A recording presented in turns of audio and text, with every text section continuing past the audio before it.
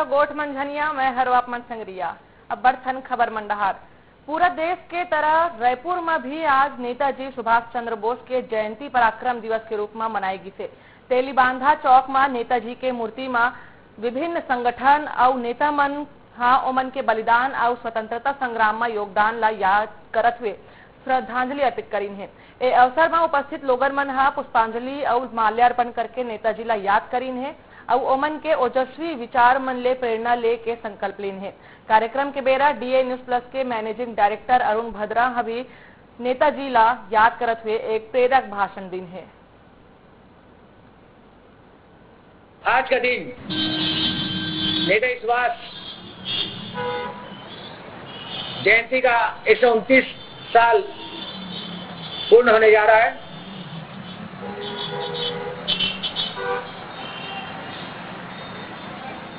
मैंने 4 दिन पहले मीडिया सामने इस बात कहा था,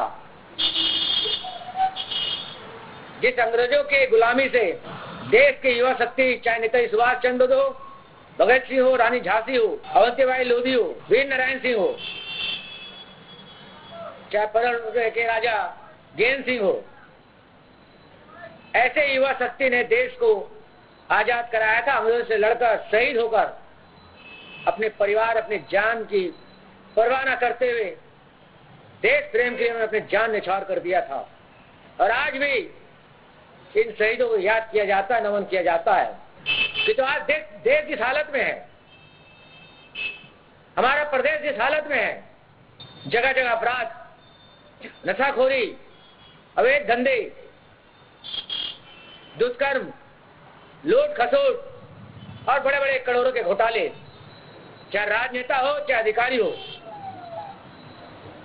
इस परिस्थिति में जो कर्णधार लोग हैं वो स्वयं इस बलिदानी देश में लुटने मचे हुए हैं। तो ये कहां से युवाओं को प्रेरणा देंगे? आज आवश्यकता है देश को दूसरे आजादी की,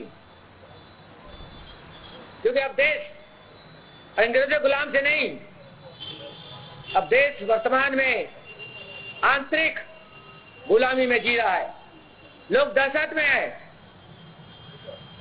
भाई भाई लड़ रहा है, बेटा मां की हत्या कर रहा है, बाप की हत्या कर रहा है। ये क्या है? इसीलिए नेताजी सुभाष चंद्र बोस और भगत सिंह ने शहीद हुए थे। ये बात अब प्रदेशवासियों को सोचना है, आना पड़ेगा। देश और प्रदेश फिर से लोगों के बीच में अशांति के माहौल में घिर चुका है। सेना बाहरी ताकतों से लड़ रहा है, सेना आतंकवादियों से लड़ रहा है। सेना के जवान आज भी कड़ाके की ठंड में कश्मीर में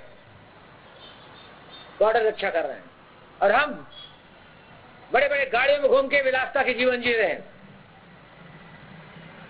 कोई तो करोड़ों गाड़ी घूम रहा है। नेताजी सुभाष चंद्र बोस या भगत सिंह, ये ऐसे दो युवा शहीद है जिन्होंने कोई विलासिता नहीं, जिन्होंने कोई धन दौलत नहीं, जिन्होंने देश प्रेम को अपना जीवन बनाया। आज इस युवाओं को, इस युग के युवाओं को हमें देश प्रेम और शौर्य गाथा से लाना होगा। इसलिए साथियों, चूंकि अब मैं राजनीतिक सामाजिक से व्यवसाय से अब मीडिया के क्षेत्र में बड़ा मीडिया क्षेत्र में आ चुका हूं, और देश का पहला चैनल होगा जो सवेरे 7:30 बजे प्रभु शरण भक्ति गीत दिखाता है और 8 बजे देशभक्ति गीत और शौर्य गाथा, देश बलिदानों की गाथा हम दिखाते हैं। उनके जीवन, उनके इतिहास, उनका त्याग, उनका तपस्या। ये राष्ट्र का पहला चैनल होगा डीए न्यूज। आप जियो में देख सकते हैं, टेल देख सकते हैं, बीएसएल फाइबर देख सकते हैं। सवेरे खोलिए, क्योंकि अब देश की दूसरी आजादी की आवश्यकता है। घर में सुबह से महिलाएं अशांत हो जाती है। जो देश आजादी में महिलाओं ने अपने पतियों को, अपने भाइयों को टीका लगा के अंग्रेजों से लड़ने को भेजते थे, आज वही महिलाएं घर में आम दिख रही है। सवेरे समय बच्चों को स्कूल भेजना, पति भाइयों को नौकरी में भेजना, टिफिन बनाना, बुजुर्ग माँ पिता को दवाई देना, उनका ख्याल रखना।